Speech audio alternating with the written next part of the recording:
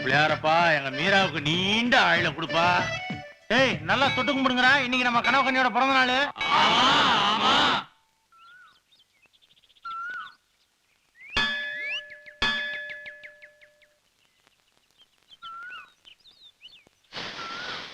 ஐயோ.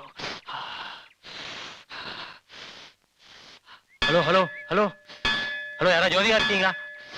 Hello hello hello hello. ஏய் இங்க என்னடா பண்ணிட்டு இருக்க? நீ என்ன வந்த போடா.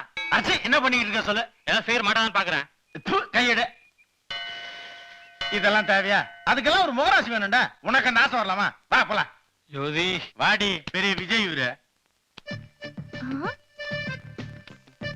ஹாய் கண்ணன். ஹாய் ஜெனி, நீ என்ன கோயிலுக்கு? இவங்க என்னோட அண்ணா அண்ணி.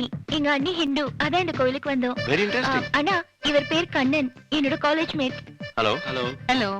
அப்படின்னா தீபாவளி உங்களுக்கு, கிறிஸ்துமஸ் உங்களுக்கா? என்ன ஒரே அமக்களமா இருக்கீங்க? இன்னைக்கு நடிகை மீராவோட பர்த்டே. நான் அவங்களோட தீவிர ரசிகன். அதனாலதான் இந்த அன்னதானம். யாரு மீரா? சார் இதெல்லாம் நியாயமே இல்ல. நடிகை மீரா நடிகை மட்டும் இல்ல, சமூகத்து மேல ரொம்ப அக்கறை உள்ளவங்க. ஒரு படத்துக்கு 75 லட்சம் ரூபாய் சம்பளம் வாங்குறாங்க.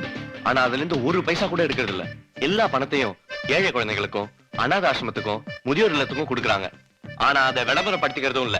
இந்த மாதிரி ஒரு சோசியல் சர்வீஸ் மென்டாலிட்டி உள்ள ஒருத்தரை வேற எந்த துறையிலையும் பார்க்க முடியாது.